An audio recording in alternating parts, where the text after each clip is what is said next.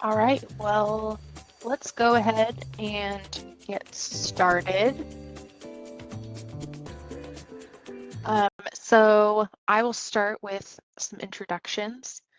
My name is Maria Thompson. I'm the digital marketing specialist at DB Services, and I will be moderating today and guiding our Q&A session at the end. And our presenter today is Jeremiah Kincaid. He is the VP of Salesforce Consulting at DB Services. He has an impressive 27 Salesforce certifications, and that includes the nonprofit cloud consultant certification and also the AI associate certification. So he is a specialist in today's topic. So Jeremiah, if you're ready, we can go Sure. ahead and get started. Thank you, Maria. So we will be presenting the Empowering Nonprofits with Salesforce AI from Data to Actions webinar today. And yeah, so I want to get started. So our agenda is to do a little intro on Salesforce AI tools and a little bit about AI and why it's become hot again over the past year. And then we're going to go over 10 different features, AI features in the Salesforce platform across these 5 different families. There are more than just these 5 families, but for today's, there's so many different AI features in Salesforce. We've picked out some that we think that are useful for nonprofits or education organizations. Yeah, so as Maria, Maria with the intros, so DB Services, we are a Ridge Salesforce partner. We've been in business for over 20 years. We're specializing in providing digital transformations to organizations. In particular in Salesforce, we specialize in nonprofit and EDU organizations. And our mission is to make those organizations more efficient and effective through digital transformations while offering superior service and exceptional expertise. Yeah, so as I was kind of getting into there in a couple slides ago, there are a lot of Salesforce Einstein products out there. I mean, I feel like I'm inundated on a daily basis, not just from Salesforce itself, but also just in general with AI news and, innovation and progress in AI in general. It can be kind of overwhelming, and Salesforce, being one of the biggest tech firms out there, is riding the AI wave and trying to keep up with all the innovations in the tech space. And so there's at least 60, 70, probably even 80 individual Einstein aka AI feature sets or features that are in the Salesforce platform and across some other Salesforce products like Marketing Cloud that you could take advantage of. And just to give you an idea of where some of these are coming from or how many of these different families have, sales is of course a big focus with Salesforce, but marketing has a lot too. This is only Marketing Cloud. If you look at Pardot, if you take Marketing Cloud and Pardot together, there's more than 20 individual AI features, but there's all kinds of stuff. There's more than just these 5 families. There's other AI features like CRM Analytics has Einstein Discovery, and there's more developer AI features. There's a family of AI Einstein features called Einstein for Industries. There's all kinds of stuff. But point is, we're just going to focus on a handful that we think are going to be useful for nonprofit or EDU customers. Okay, predictive versus generative AI. Whenever I'm looking at Einstein features in the Salesforce platform, I like to bucket them mentally into 1 of 2 categories. Is it predictive or is it generative? So what's the difference? Predictive is trying to forecast the future based on historical data, and generative is trying to produce new content. AI came back in the zeitgeist over a year ago whenever ChatGPT, I think it was 3.0, got released, and it captured the world's attention with how how well it was able to mimic human natural language and conversation. And that kind of exploded AI again and put it back in the forefront of people's minds. Prior to the chat GPT and large language models that came out, you were really looking more at predictive AI on the Salesforce platform. We're going to still look at a handful of predictive AI in today's webinar, and that's because it's still useful. It's not. We're not just going to cover generative AI, even though there's going to be some things that we're going to have here about generative AI. But a lot of the innovation and a lot of the new features that are coming out in the Einstein family are under the generative AI bucket, and that's because generative AI can write text for you, can generate images for you. It can, there's a lot more use cases that fall under generative versus predictive, but it doesn't mean predictive is not important either. Why adopt AI? As a nonprofit organization, I think the biggest thing is that it's going to save you time, which is important, especially given, depending on how many folks you have in your organization, and a lot of nonprofits are, every person is doing a whole lot of things, and so if AI can help, help you write an email faster or potentially analyze a set of data faster, it's going to help you better focus on accomplishing your mission. And the other big thing that AI does is that it can help you gain insight in your data. That's where the predictive side, helps you more than the generative side. The predictive side can take your data and then it can take a look at it and then make generalizations from it, obviously. And then, of course, if you start to get really good with AI tools, especially more the generative AI side, I think it can help make your work more fun by taking some of the more mundane parts of your job, or maybe there's certain parts of your job that you're not, you don't really enjoy doing that much, like writing. And you can at least get a little bit of a nudge from a generative AI source to at least give, instead of starting with a blank slate, you've got something that you can begin with. So yeah, definitely can make things better.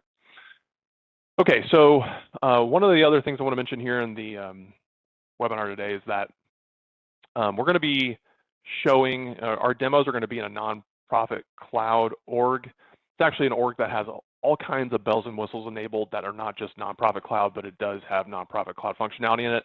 It does not have MPSP installed. A big majority of nonprofits are still on MPSP, and we expect that to continue for a while.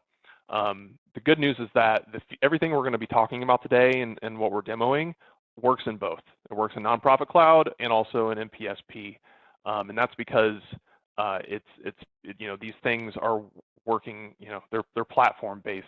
Einstein for Sales, leads and opportunities, those apply to both MPSP and MPC. Cases apply to both.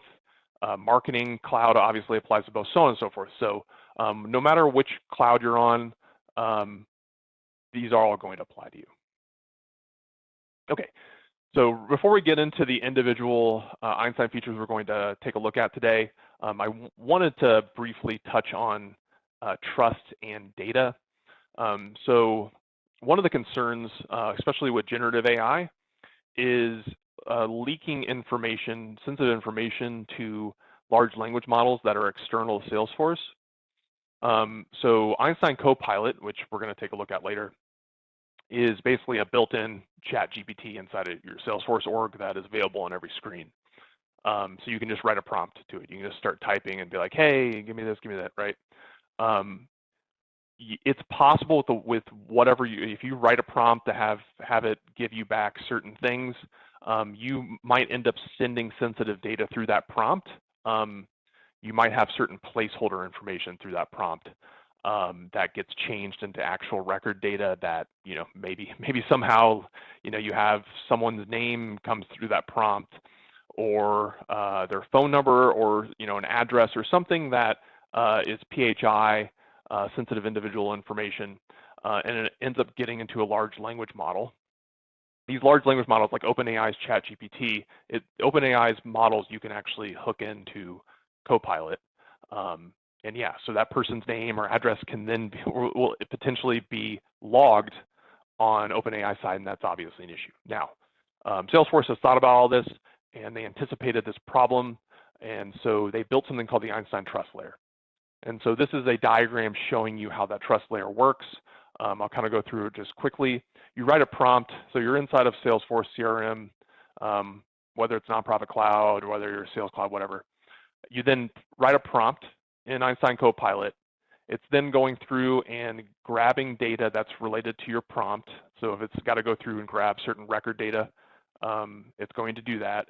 It's then going to do something called dynamic grounding, where it's going to, it's also a part of this data retrieval, where it's taking your prompt and filling in the placeholders that record data would go in. And so it makes the prompt actually a complete prompt instead of potential placeholders. It's then masking that data. So if you do have certain like PHI data, names, so forth, it's actually going to mask it. It's not going to send that actual data to a large language model. So it's replacing with data masking.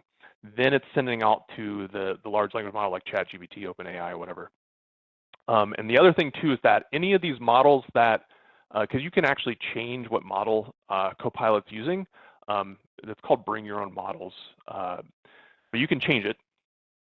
One of the things that Salesforce has done when it's they've been partnering with these large language model providers, is they have made it so that there's no data retention on the large language model side. Normally, if you hook into OpenAI's APIs to use ChatGPT for your own purposes, it's going to log every prompt that you send it. But Salesforce has partnered with these folks, so it doesn't log anything. And so that's also important, because you don't want anything sensitive to go outside of Salesforce. So once you get back the large language model's response, it then goes through, it demasks the data. It's also detecting toxicity. So in case that you're trying to ask something like, I don't know, illegal in your prompt, and I don't know why you'd ever do this in Salesforce, but like a classic example is like, how do I break into a car? Or how do I build a bomb or something? There's toxicity detection in here, and it's going to block giving you back a response from that. And then Salesforce has its own logging on its end. It will log every prompt that gets put through Copilot over a certain amount of time. So that's something admins can then go through and take a look at prompts and see what the responses are and troubleshoot things accordingly. Point is that no sensitive data leaves Salesforce, the Salesforce platform. So if you're concerned about that, that's something that the Einstein trust layer deals with. Okay, so now we're getting into the features, the Einstein features that we wanted to highlight. So we're in the Einstein for Sales family here. We're going to take a look at lead scoring and opportunity scoring. Okay, so lead scoring is a predictive AI tool that will give you a score from 1 to 100 on how likely this lead is going to convert. So when it comes to nonprofits, this depends on your organization, but a lot of nonprofits, especially on the fundraising side, the development side, they're trying to find potential donors. And they may add those as leads first to qualify them. And depending on which leads got converted to an opportunity later, Einstein can take a look at all that historical data and will tell you for any new leads you add, from, again, the score from 0 to 100, how likely that lead will then convert to an opportunity. And you can see here the different factors in this screenshot in particular, different factors that give it this score of 87. So I was looking at the title. This is a VP, which this important decision maker in that company. The industry for this particular example was aerospace, which was an important factor based on historical leads. You can see things that aren't as important of factors, things that are weaker, like the lead source isn't as important, phone numbers being valid, a little stronger, so on and so forth. So you can see just with the kind of visual representation there, how important certain factors are to the overall score. Opportunity scoring. So this gives you a likelihood an opportunity will be 1. So if you are using opportunities to track donations or the potential for donations inside of your Salesforce org, this will tell you what the likelihood is that this particular opportunity is going to close. So very similar to lead scoring. It'll give you a score of 1 to 100. So Some of the things, so I want to stop here and highlight something important. For both lead scoring and opportunity scoring, Einstein needs a certain amount of data for it to be able to give you accurate predictions. And there's even Salesforce has a minimum amount of data that it needs, or you won't even be able to use lead scoring or opportunity scoring. So for example, you need at least 1,000 leads in the last 200 days, and at least 120 of those leads had to have been converted. If you don't have at least that many leads in your Salesforce org, then your lead scoring is not going to work. And then when it comes to opportunity scoring, at least 200 closed won opportunities in the last 24 months, and they had to have at least had a lifespan of 2 days. And you also need at least 200 closed lost opportunities the last 200 days with a lifespan of 2 days. Or excuse me, 200 closed lost opportunities in the last 24 months, excuse me. All this being said is that just with the way that machine learning works and these predictive AI, algorithms work, they are taking individual examples and generalizing. So if you only have like a handful of examples, the generalization is not going to work well. And so Salesforce is basically going like, hey, it's telling you, like, it's giving you a minimum just to try to give you the idea that the more data you have, the better. But obviously, 1,000 leads, that's good, but 10,000 leads is even better. 100,000 leads, even better than 10,000. The more data you have, the more individual examples you have, the better it can generalize with that data. So it's really important that you have enough data for these predictive AI models. The other thing too is that's important for this is that you need to have consistent data. If you have holes in your data, like going back again, like taking a look at the lead scoring, if most of your leads don't have an industry, then the prediction that Einstein's going to make based, it's not going to be able to predict as well if you have whole, like a lot of these are blank. If a lot of titles are blank, but you convert a lot of these leads, then it's not going to be able to use those as well and generalize as well because you're missing information. Same idea with consistency. So you have data completeness, you also have data consistency problems if, let's say, like the title, people like spell out vice president versus VP or executive versus exec. It's quite possible that that Einstein and these predictive AI models will get confused and bucket those as 2 different buckets or 3 different buckets because it doesn't recognize that exec meaning executive. Now, generative AI, it does much better with those things because of natural language. But for predictive models, if you're not consistent with the way that you fill out the same piece of information, you're then going to have some weird issues in your data where it's going to treat those things as separate. So it's important that you have data completeness and data consistency, and you have enough data that these generalizations are more accurate. Okay, so Einstein on platform. There are a few features here that are general that you can actually apply to pretty much anywhere in the Salesforce platform, not just sales or service or so on. You can put them anywhere. So we're going to look at Prediction Builder, Next Best Action, and Copilot. So Prediction Builder, so what we just saw with leads and opportunity scoring are particular examples of what Prediction Builder does. Prediction Builder allows you to make your own scores in any object you want. So this becomes useful, again, for nonprofits that are using, parts of Salesforce that may not have as many bells and whistles hooked into it yet, like program management, case management, certain parts of fundraising, like gift commitments, so on and so forth, these standard objects that, they're newer. You can actually use Prediction Builder to make scores yourself in those objects or numeric predictions. So you don't have to sit here and wait for Salesforce to build certain predictions for you. So this is a generic prediction builder. It's pretty powerful, but just like opportunity and lead scoring, you have to have enough data, and your data has to be clean and complete as you can and consistent for these predictions to give you something accurate. So we're going to take a look at that in a little bit. This is technically not AI, but Salesforce, when it released Prediction Builder, envision next best action being used with it. It looks like a flow. This is a picture of a strategy flow. It looks like a flow. And nowadays, you would actually be building a certain kind of flow. It's called a recommendation flow for these. The whole idea of next best action is for Salesforce to surface recommendations on the screen for your users when they're on particular records.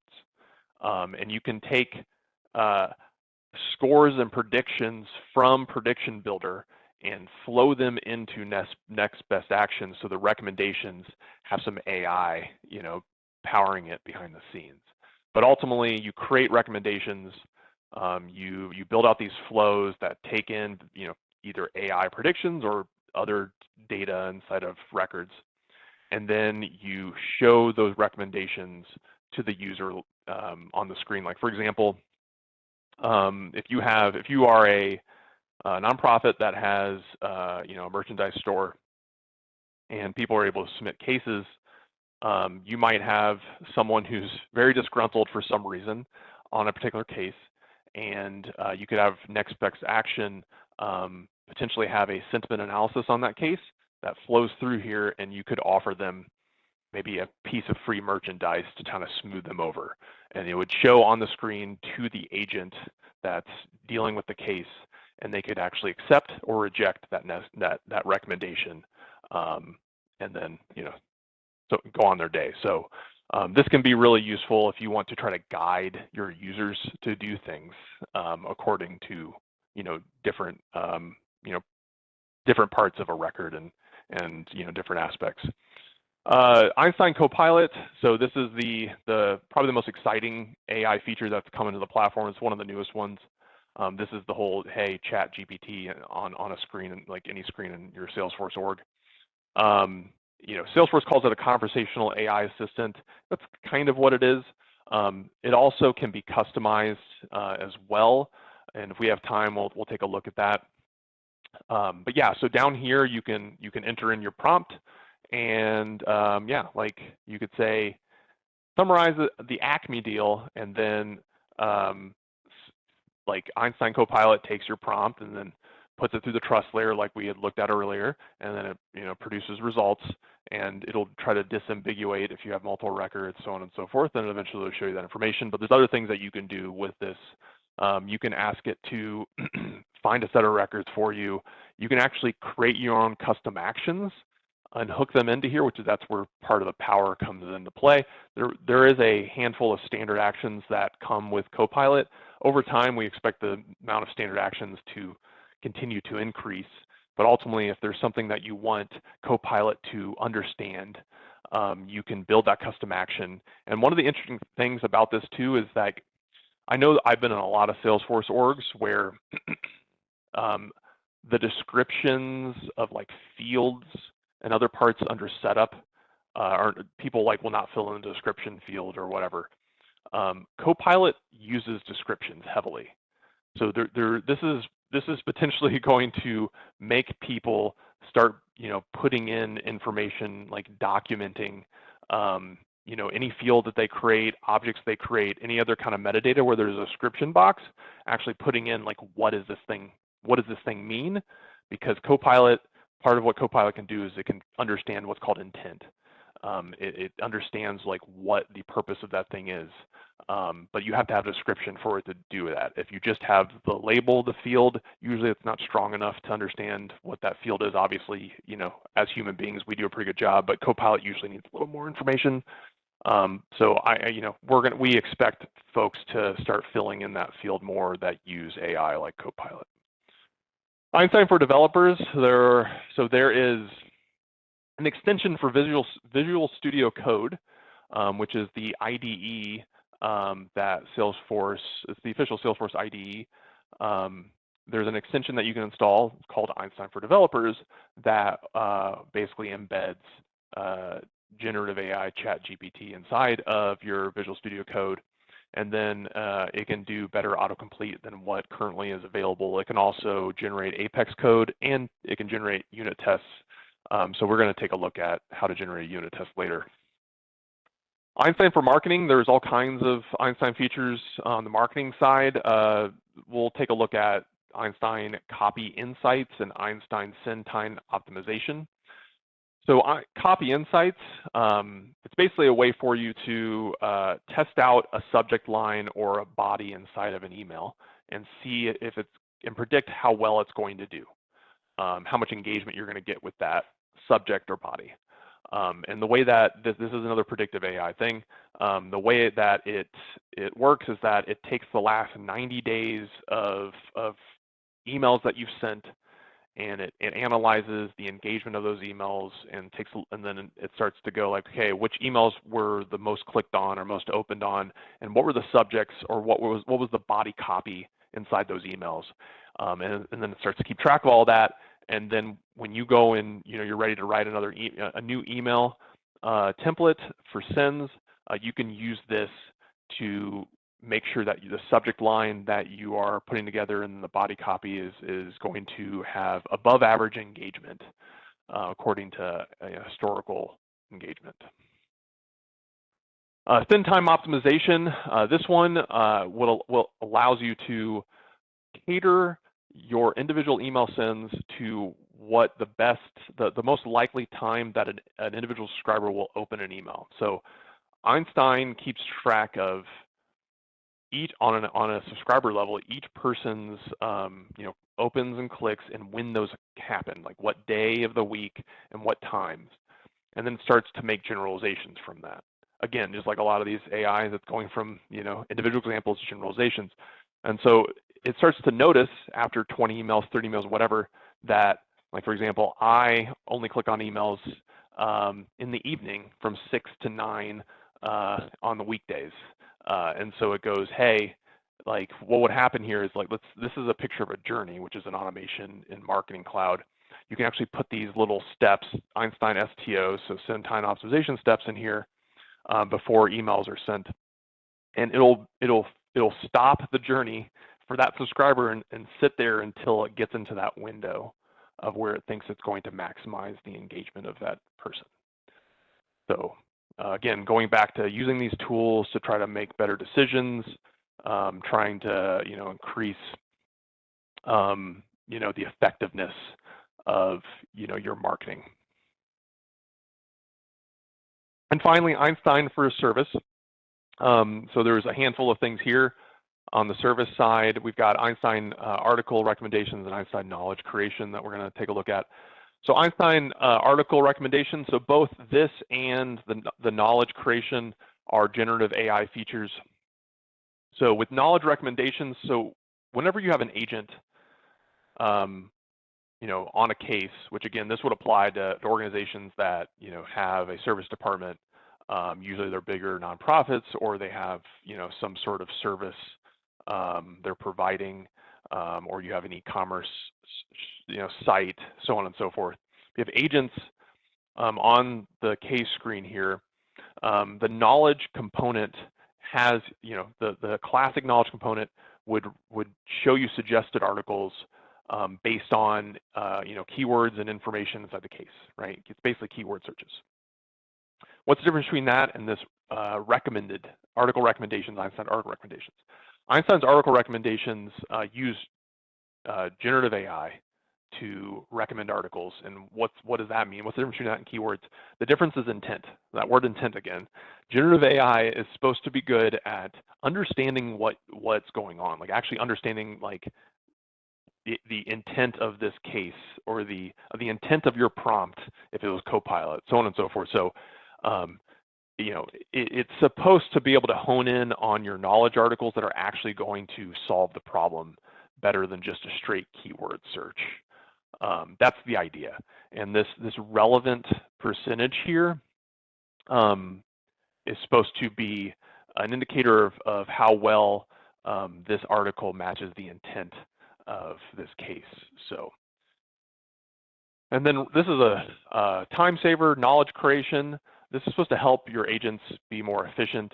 Whenever they're done with a case and they're trying to wrap up, there is a button here called Draft Knowledge Article that can create a knowledge article for this case.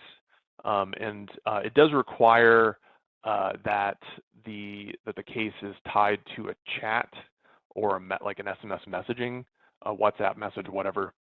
If you don't have that, then this is not going to, at this point, currently work properly. But if you do have like a nice long chat message thread that has all kinds of back and forth, and then eventually the case was solved, generative AI can go through and understand what happened and then actually fill in a knowledge article based on that. And this goes back again to the whole idea of intent. It's not just, keyword searches and, trying to do this otherwise would pretty much be impossible, but because of the ability for generative AI to understand intent, it's able to potentially make these draft articles for you. All right, so let's go on and get into some of these demos.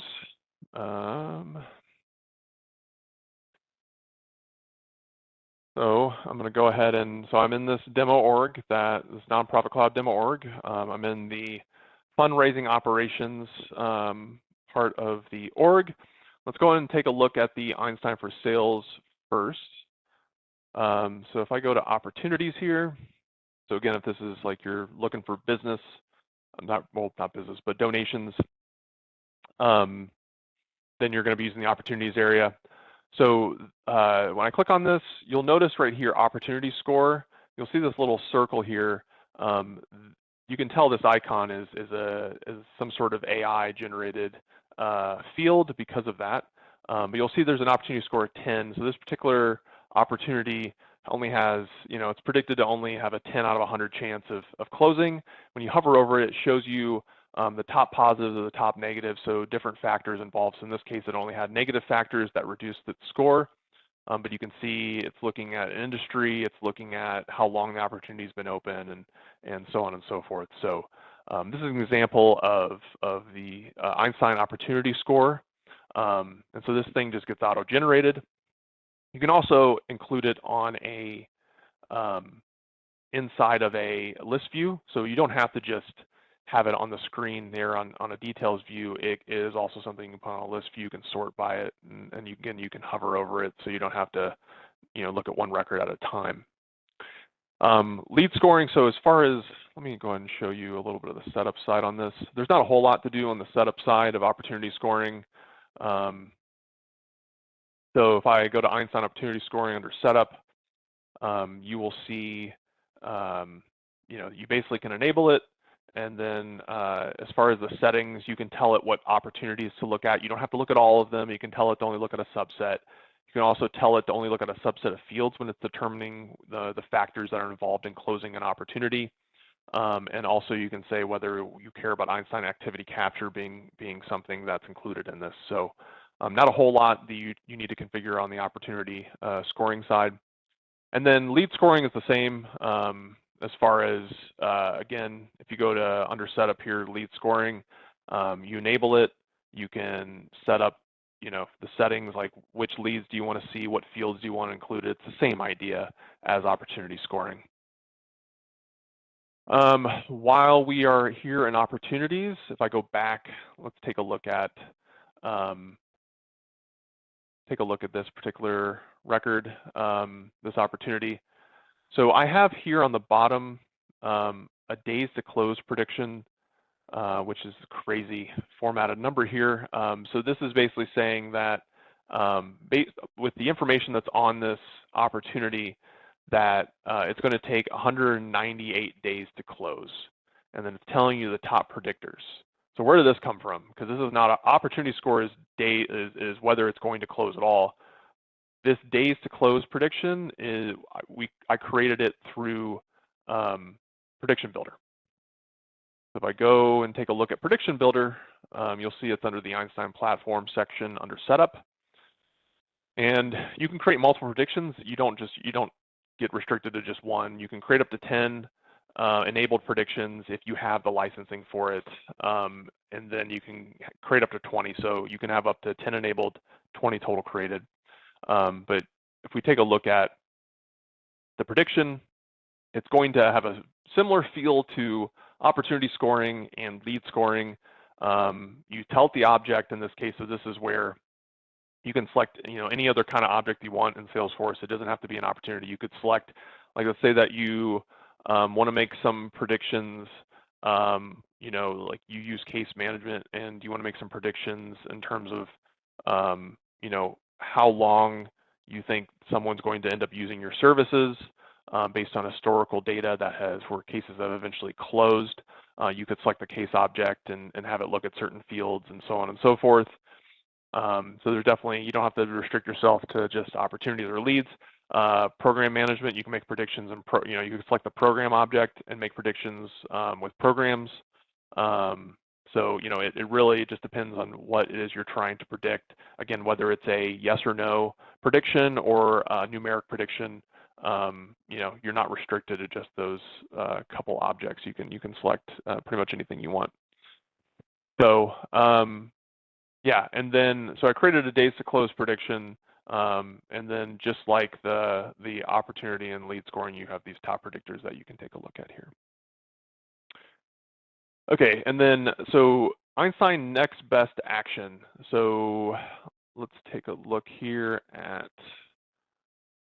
I'm gonna pull this up here. Okay, so I have an Einstein tab here. So I'm looking at a case record. And if I go into page setup, you will see under Einstein, there's this next best action component. And here you can tell it what's called a strategy. But basically this is the kind of next best action flow that you want to run on this screen. And so there's a different one set up in this particular demo org. So you have to put the component on the screen, you've got to build the flows, you have to create the recommendations. But once you do, it's then going to surface this. And so it's going to look like a box. If it finds an action, it's going to look like a box and you either can accept or reject it. In this case, there's not really a call to action in this particular example. Let me take a look at another one here. Different case. Oh, okay. So it's still showing the same thing. So there's different, let me take a look at one thing here real quick. Want to display, I'm making some, let me make a data change here that's going to change what is being recommended. Okay. So if I go into here, okay. So in this case, I made some changes on this one record to force this to happen, but basically you'll see it recommended something different. It said extend their membership an extra month. I can either accept or reject this. When I press the accept button, it's going to run a flow that will then do whatever you want. Like if extending a membership means go, you know, create a record in an opportunity, or go create an opportunity record, or go do this or go do that. Ultimately, you have control over what you want the next steps to be here, but surfacing it uses that next best action recommendation flow. All right, Copilot. So Einstein Copilot is available, once you have it enabled, it's available pretty much everywhere. So you can see right here, this little Einstein icon, that is Copilot. So I just clicked on that and it came out from the side here. So it's a widget. So I can have it, by default, it actually will show some recommended actions. You don't have to click on these, but you can. Like if I wanted to summarize this opportunity, I can click on it instead of having to type a prompt. And so it'll sit there and do a little bit of analysis. It doesn't give you back responses like in 1 second or 2 seconds. It takes like 5, 10, 15 seconds, depending on what it's doing. So it's going through the Einstein trust layer, so on and so forth. And so in this case, I selected, hey, summarize this opportunity. And then it goes through and it takes a look at things. And it doesn't just take a look at the fields that are on the opportunity itself. It'll also take a look at some related information. Like it's looking at tasks. Like if there's apparently a task for a mutual close plan, hasn't started with that yet. And it gives you more information, and then also includes links to other records. So yeah. And then so we're gonna circle back on the Einstein Copilot thing here in a little bit. I wanted to go ahead and pull up Visual Studio Code to show the Einstein for Developers part of this. So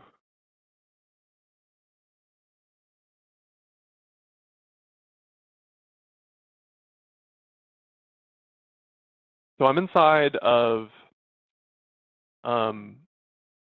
this demo org here, but I've created a project, and I have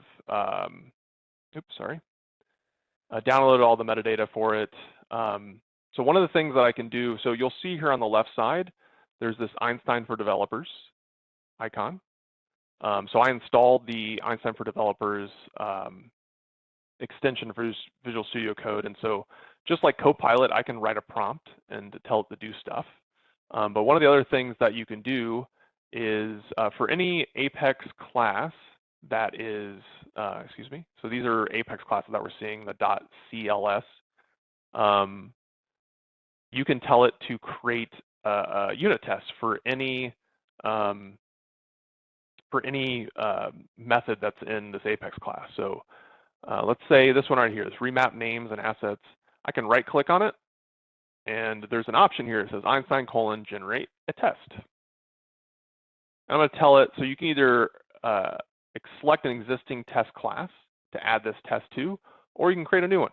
I'm going to have it create a new one, and it's going to automatically name that new test class based on the name of the original Apex class, and it'll put the word test in front of it. So, and then, so yeah, it generated the test class here, and I can either accept it, I can have it try to regenerate it. I'm going to go and just say accept, and I mean, that took seconds, versus me having to manually code these steps as a developer. It would take me minutes. If I had a clear mind, it could take me minutes to write this versus it took seconds. So, assuming that this runs successfully, it's going to, the developer productivity with generative AI and these large language models is significant. As long as the large language models are generating code that actually runs properly out the gate. But yeah, there's a ton of potential here with code generation on the, with Einstein for Developers that can really, it's going to really save developers a lot of time. Okay, and then let's hop over to Marketing Cloud. So I am going to remove these away here. Okay, so I have a Marketing Cloud org that has a demo org here that has, it's a demo instance, that has a lot of records in it. We're talking millions and millions of subscribers. So there's an Einstein menu that is available in Marketing Cloud, and what's in here depends on what kind of edition that you have. But let's go ahead and take a look at the Copy Insights tab. So you'll see in here, you've got a dashboard, then you have a subject line generation, body copy generation sections, and you can see some analytics down here, top performing and most frequent. So like, if you take a look at this, hooray, it's your day. So this is an email that gets sent out when it's your birthday as a subscriber, and there have been 2.7 million of those sent out from this org. You'll see these other things. So this particular org is hooked up to a e-commerce site, and you can kind of tell because of carts and what have you. But obviously, if you're a nonprofit, whether you have an e-commerce site or if you're using this for donation or just mass mailing for other reasons to take action and so on, it's all going to be the same sort of idea. But you can see some analytics on this, other various, most frequently used phrases, emotional tone, so on and so forth. But yeah, anyway, you can go ahead and test a subject. So if I say something like last chance to save, compare it, not compare, excuse me, just press the test button. You can see whether your performance will be average or not based on, historical performance with something similar. And then it will tell you the factors. It's a unique subject, but apparently 27 characters in a subject line is not good. So this can kind of help you figure out how best to optimize various subjects, and then body copy. You know, you can do the same sort of thing here. If I put that, I could then, yeah, it says, hey, this uses generative AI, which sometimes is inaccurate or whatever, and you're like, okay, cool.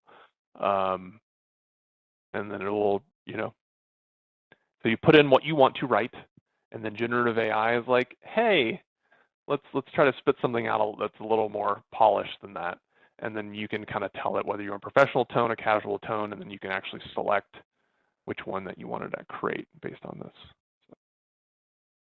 And then, yeah, send times, Einstein send time optimization. Let's go and hop over there real quick.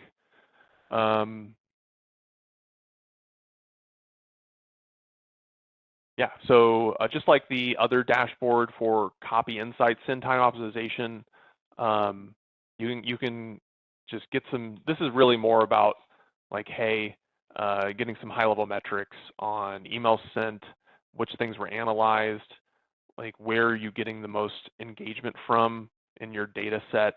You'll see there's a lot more engagement towards the end on a Thursday versus the morning. You can actually take a look. You can enter in what's called a contact key, which is a unique identifier of a subscriber. And well, that one's not finding anything. But depending on what you're trying to look at, you could look at an individual person and whether, you know, and their particular engagement, so you can kind of drill down there. And then just to show you, I go to Journey Builder, excuse me, you'll see the send time optimization steps inside of Journey Builder. If I go to, let's look at this abandoned cart interaction that has 210 versions. You'll see in here, you'll see a send time optimization that's being used for various parts of this, so that, you know, it sends at the time that's going to potentially make someone open an abandoned cart email. So yeah, I know that we're running short on time here, so I'm going to go ahead and hand it over back to Maria so we can get on to the Q&A part of the webinar. Yeah, let's go ahead and Let me go back. Start with Q&A. Can everyone hear me okay?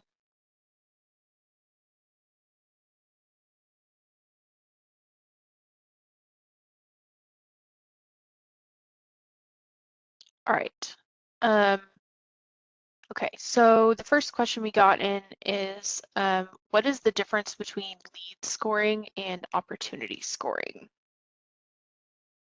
So lead scoring is the likelihood that a lead is going to convert to an opportunity, and opportunity scoring is the likelihood that an opportunity is going to be close won.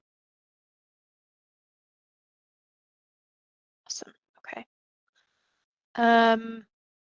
Let's see. What data reference points does AI pull from to make donor predictions? So it depends on where you're making the prediction from. So MPSP actually has something called Einstein for nonprofits. That is another predictive AI tool that uses Prediction Builder to tell you the likelihood of a contact being a first-time donor, a reoccurring donor, or a top donor. Unfortunately, that is not available in Nonprofit Cloud at this current point in time. We do expect Salesforce to potentially release things that are particular to certain industries like Nonprofit Cloud in the future. But otherwise, you need to use Prediction Builder on an object like a contact or an account, or potentially on an opportunity or a gift commitment, or something that's related to donations to make those predictions. Okay. Does Salesforce plan on developing any AI that's tailored specifically to the new Nonprofit Cloud? Well, we, forward-looking statement, we don't have that up here in the webinar. Maybe we should put it on the webinar. we can't really speak on what Salesforce is going to release in the future when it comes to AI for nonprofits, but our understanding is that there should be some things tailored specifically to nonprofits coming out in the future. Great. Okay, another one here. I'm a Salesforce admin. Is Einstein Copilot going to take my job? Not today. Not today. And who knows? I think we all have some fear, especially folks, that are doing development it's weird because it's like white collar jobs feel more threatened right now with AI than like blue collar jobs, what have you. But it's a long ways away for things to replace human beings. Generative AI is pretty impressive. It's when you're chatting with ChatGPT, it does feel like you're talking to a person. So from that perspective, A+. But there's still a lot of work to be done in terms of taking that and like applying it to individual environments like Salesforce or your own IDE, and then it understanding everything, and then it being able to do these, to create stuff for you. So on, or if you're an admin, it being able to do all those actions and things that you do. Right now, Copilot only has a handful of standard actions, so it can only do so much. I wouldn't worry about it. It's going to be quite some time. Cool. Okay. Are these AI features included with the purchase of Salesforce, or is there any additional cost? It depends on the AI feature. Most of them are going to be additional costs, or you have like a certain thing that's like prediction builder. You can do if you have like enterprise, which you would if you had nonprofit cloud or above. You can have one active prediction instead of 10. But if you wanted to go and have multiple active predictions, you'd have to get a license of prediction builder. The lead scoring, opportunity scoring are additional costs in Einstein for sales. You have to purchase a license of Einstein for sales. The knowledge creation and article recommendations on other parts of service are under Einstein for service, and that would be an additional cost. So it just depends on the AI feature. Okay. And then I think this is the last one here. Which products are available in the Nonprofit Success Pack versus Nonprofit Cloud? Everything that I showed today is in both, is in NPSP. And we did that purposefully because we wanted to because we know there's a lot of folks that are using NPSP. But every single thing is available in NPSP that we were showing inside of MPC. Gotcha. Okay. Well, okay, that kind of wraps up our Q&A. So thank you all for your questions, and thank you for joining us today. And a huge thank you to Jeremiah for sharing your expertise. We do have a nonprofit cloud article if you're interested in learning a little bit more about Salesforce's summer 24 release and some new features in nonprofit cloud. Please go check that out. It's got a bunch of information in there about what's coming up in the summer 24 release. And if you have any further questions about Salesforce, implementing AI in your Salesforce org, or anything else Salesforce nonprofit related, please reach out to us. We'd love to hear from you. So yeah, thank you again, and have a wonderful day ahead.